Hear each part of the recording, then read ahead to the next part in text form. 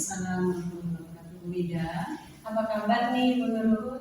alhamdulillah baik. Kalau Bu Ida sendiri bagaimana? Alhamdulillah, saya juga sehat ya Bu Nurul ya.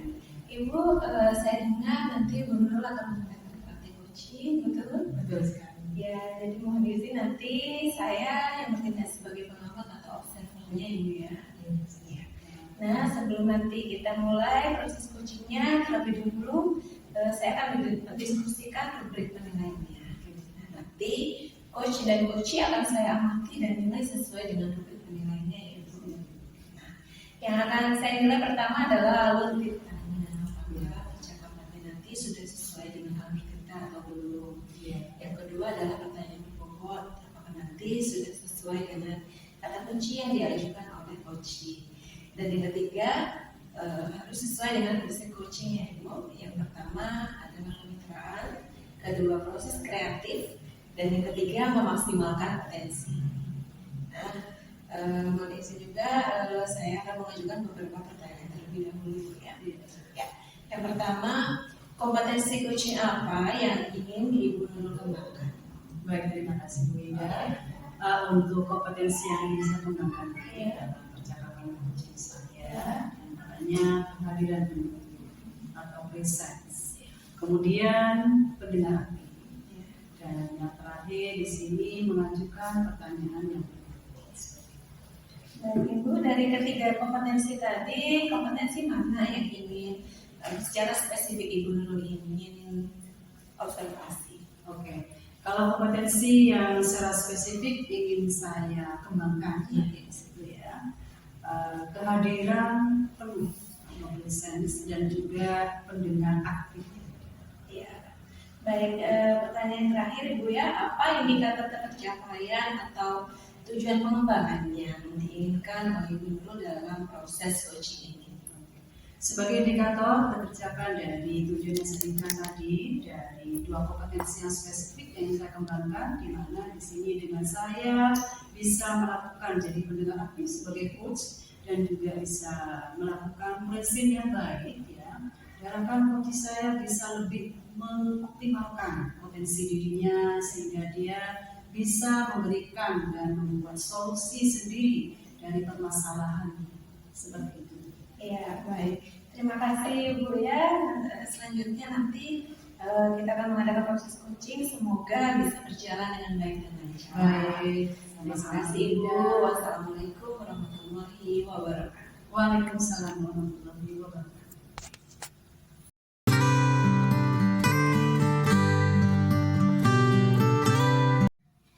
Assalamualaikum warahmatullahi wabarakatuh, Bu Irma. Waalaikumsalam warahmatullahi wabarakatuh. Bagaimana kabar Ibu? Alhamdulillah baik. Alhamdulillah.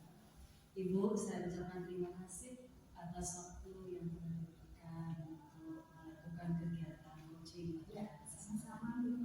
Oh ya Ibu, ngomong-ngomong nih, apa Ibu sebenarnya yang menjadi keresahan Ibu saat ini? Sepertinya Ibu kemarin benar ya, WA saya ya, Ya, katanya mau ingin ngobrol, ingin share seperti itu. karena saya mempunyai sedikit kendala.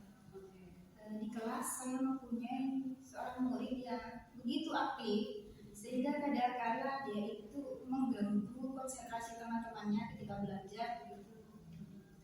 Dia itu kadang mengambil bolpen temannya, mengambil penghapus.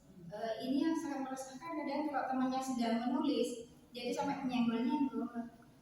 Saya sudah melakukan beberapa cara terhadap anak ini sehingga harapan saya supaya dia itu mengurangi keusilannya terhadap temannya tersebut. Apa itu yang merupakan tujuan dalam perjalanan kita tadi itu? Atau ada tujuan lainnya yang ingin Ibu jelaskan? Tujuan saya di sini melakukan kegiatan percakapan dengan Bu Nurul supaya keusilan murid saya itu dapat berkurang atau bahkan bisa sembuh begitu, sehingga tidak mengganggu konsentrasi temannya, sehingga tidak keusilan seperti itulah saya ingin harapkan sedikit demi sedikit hilang dari dia. Iya, jadi permasalahannya tadi ya mengenai anak Ibu. Iya. Kiranya selalu bermasalah seperti itu. Kira-kira Ibu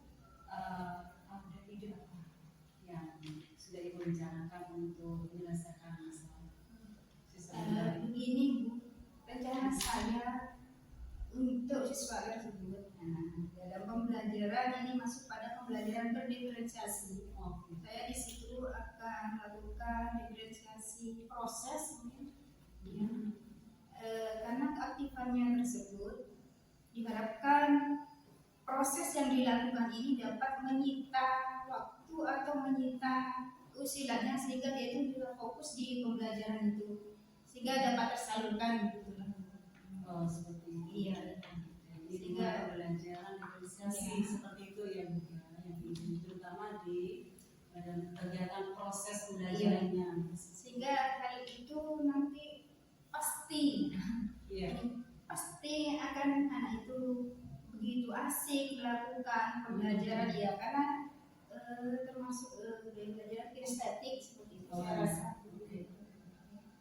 Mungkin ada ide lain Ibu yang kiranya Ibu itu jauh lebih efektif dengan menangani masalah pada siswa Ibu. Ya, saya juga perlu berkomunikasi dengan orang tuanya. Saya akan berbincang dari hati ke hati penyebab anak itu bisa demikian di kelas, atau mungkin dia itu kurang perhatian atau ada indikasi apa yang menyebabkan dia itu kok sangat aktif seperti itu. Sudah saya beri pengertian, saya beri kesempatan untuk melakukan sesuatu di kelas itu kok seperti itu. Jadi saya rasa perlu adanya komunikasi antara saya bersama orang tua. Kira-kira dari ide-ide yang sudah Ibu sampaikan tadi, mana yang kira-kira paling efektif dan dalam jangka waktu dekat ini bisa dilaksanakan dengan baik? Mengingat kesibukan orang tuanya, Oke. saya rasa hal yang paling efektif untuk saya lakukan adalah pada pembelajaran yang kami lakukan pada diferensiasi tadi itu. Besar harapan saya anak itu lebih fokus dan tercurah pada kegiatan yang dilakukan ibunya, sehingga dia itu juga nanti akan menghasilkan produk-produk bukan hanya untuk teman-temannya, tapi ini loh hasilnya, jadi merasa dihargai. Saya rasa seperti itu. Dengan kegiatan yang lebih positif lagi, berarti Ibu lebih memilih dengan cara penyelesaian, lebih menekankan pada pembelajaran berdiferensiasi. Berarti dalam proses belajar seperti itu Ibu ya. Karena kalau berkomunikasi dengan orang tuanya masih memerlukan waktu, kapan orang tuanya bisa kami hubungi, gitu. Maksudnya kita berdua berbincang. Nah, kemudian kapan rencana itu akan dilakukan? Ya, secepatnya saya rasa supaya lebih baik, insya Allah minggu depan akan kami laksanakan. Ya, lebih cepat lebih baik. Iya. Kira-kira nanti indikator apa Ibu yang pencapaian yang Ibu dapatkan dari tujuan tadi? Ya, saya harapkan anak tersebut sudah tidak mengganggu temannya, sehingga dia itu fokus dalam belajarnya, teman-temannya juga bisa fokus, tidak terganggu dengan kegiatannya itu yang memang kadang kita menyebut usil, tapi sebetulnya dia itu mempunyai hal sesuatu yang unik yang tidak dimiliki temannya yang lain, yang biasa kita sebutkan dengan kata bahwa ini mempunyai keistimewaan sendiri. Ya, supaya nanti hal istimewa dari dirinya itu bisa muncul. Ini kembali kepada kita sebagai guru yang bisa menuntun kodrat siswa. Iya, betul sekali Bu. Terima kasih karena tadi Ibu sudah memaparkan beberapa ide-ide baru Ibu yang tentunya Ibu yakin ya, dan saya juga yakin dengan solusi-solusi yang telah Ibu dapatkan sendiri ya, untuk menyelesaikan permasalahan. Bagaimana Putri rasanya sekarang setelah melakukan kegiatan coaching ini? Perasaan Ibu gimana? Saya merasa lebih senang, lebih plong. Iya, kenapa ini karena dengan perbincangan kita ini, saya merasa mempunyai ide-ide baru. Yang dapat saya munculkan di depannya supaya anak ini, tujuan kita dalam berbincang tadi itu, ini insya Allah akan terlaksana, tujuannya dapat tercapai. Ternyata Ibu sudah bisa menemukan solusinya sendiri ya, dari ide Ibu sendiri ya. Terima kasih Bu Nurul. Ya, sama-sama Ibu, sukses selalu. Terima Sampai kasih. jumpa di kegiatan coaching Ibunya Ibu ya. Terima kasih. Waalaikumsalam.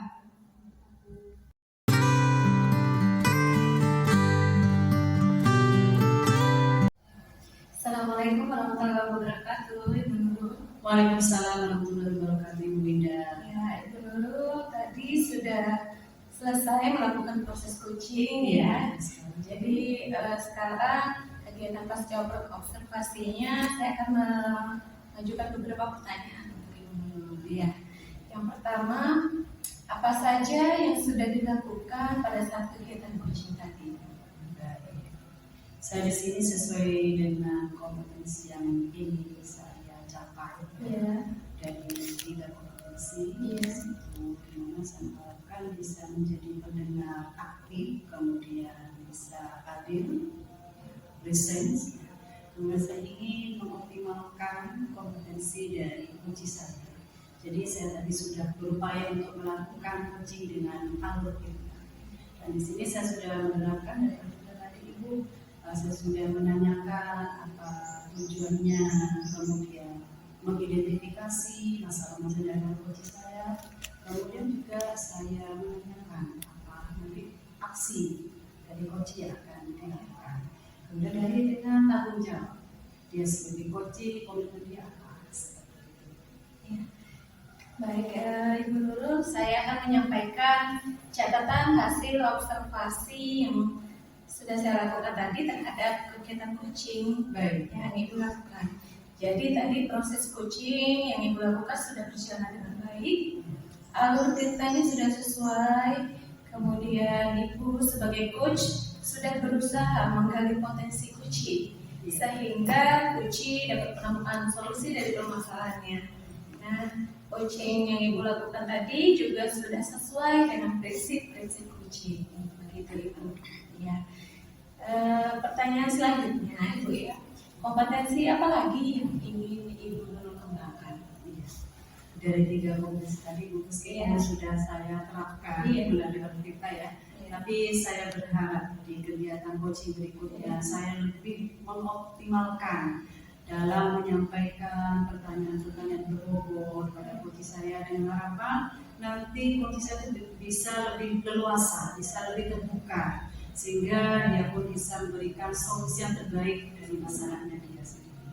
Dan juga saya menginginkan kompetensi ini saya kembangkan lagi, bagaimana saya bisa menerapkan coaching ini dengan alur kita yang sebaik mungkin, dan artinya lebih baik dari kegiatan coaching saya lakukan pada saat ini.